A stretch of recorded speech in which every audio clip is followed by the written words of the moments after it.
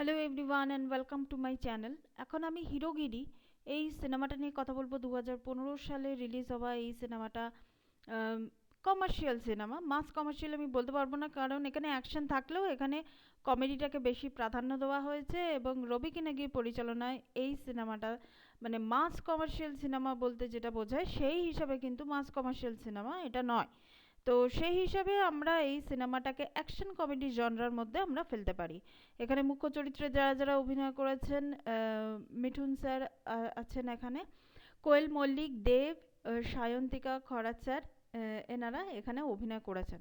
তো এই সিনেমার গল্পটা যদি একটু বলি, যে শুভ তার বাবা কে নিয়ে, মানে মিঠুন চক্রবর্তী চরিত্রটা, শুভ চরিত্রটা হচ্ছে দেব অভিনয় করেছেন এই এই সিনেমাটাতে, এবং তার বাবার চরিত্রে অভিনয় করেছেন মিঠুন চক্রবর্তী, দিবাকর বর্মন। তার ছেলে হচ্ছে শুভ বা শুভদীপ। তো সে কোনো লাইফ ইন্স্যুরেন্স কোম্পানিতে সে চাকরি করছে, এবং সাডেনলি একটা ঘটনার জন্য তার সঙ্গে মারিয়া মানে কোয়েল মল্লিকের চরিত্রটা দেখা, সেখান থেকে, এবং কোয়েল মল্লিকের আঙ্কেল বলবো না মামা বলবো, মামা মামা চরিত্রে অভিনয় করেছেন খরাত স্যার।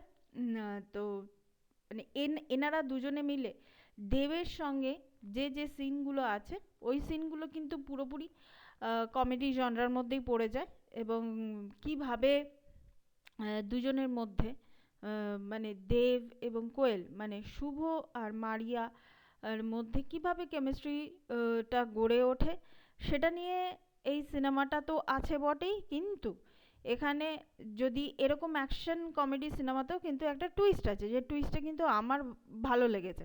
সেটা হচ্ছে যে দেবের সঙ্গে মানে শুভর সঙ্গে তার বাবার সম্পর্কটা, মানে দিবাকর বর্মনের সম্পর্কটা, এবং নন লিনিয়ার ওয়েতে সিনেমাটা যখন এগোতে থাকে, তখন আমরা সায়ন্তিকা মানে ডক্টর নন্দিনীর চরিত্রটাকে আমরা দেখতে পাই। তো সায়ন্তিকা যতগুলো সিনেমায় অভিনয় করেছেন, কিছু কিছু মানে হাতে গোনা আমি ওনার কয়েকটা সিনেমা দেখেছি, তবে এখানে হিরোগিরিতে আমার কেন জানি না মনে হয়েছে সায়ন্তিকাকে ভালোভাবে ব্যবহার করা হয়েছে। যেটুকু জায়গায় আছে ভালো লাগছে এবং সংযত লাগছে তার অভিনয়। আমার কিন্তু মানে তার চরিত্রটাকে যেভাবে ডিরেক্টর বিল্ড আপ দিয়েছেন, সেই হিসাবে কিন্তু আমার এই সিনেমাটাকে বেশ মানে শান্তিকের চরিত্রটাকে আমার বেশ ভালো লেগেছে। এখানে খরাজ স্যার তো ওনার থেকে তো ভালো বোধহয় কমেডিয়ান এই মুহূর্তে বোধহয় পশ্চিমবঙ্গে নেই। আমার ভীষণই ভালো লেগেছে ওনার কমেডি পোর্শনগুলো, এবং মিঠুন স্যার তো অনবদ্য। তো সেই হিসাবে কোয়েল কোয়েল মল্লিকের কথা যদি বলি, একটা মিষ্টি মেয়ে, সেই হিসাবে কোয়েল মল্লিককে ভালো লাগে। আর দেব যেরকম মানে 2015 সালের সিনেমা, দেবের অভিনয় সেইভাবে অতটা হয়তো পরিণত ছিল না, কিন্তু এরকম একটা কমার্শিয়াল সিনেমাতে দেবের চরিত্রটা মানিয়ে গেছে। তো ওভারঅল এটাই ছিল আমার এই সিনেমাটাকে নিয়ে একটা ছোট রিয়াকশন। আমি এই সিনেমার একটা গান আমি ডেসক্রিপশন বক্সে দিয়ে দিচ্ছি, আপনারা এনজয় করুন, সিনেমাটা দেখুন, এবং সিনেমাটা কিন্তু ইউটিউবে অ্যাভেলেবেল আছে, আপনারা ওটিটিতেও চাইলে দেখতে পারেন। তো এটাই ছিল আমার video. Thank you so much, that's all. Please keep watching and please subscribe my channel. Till then, good bye.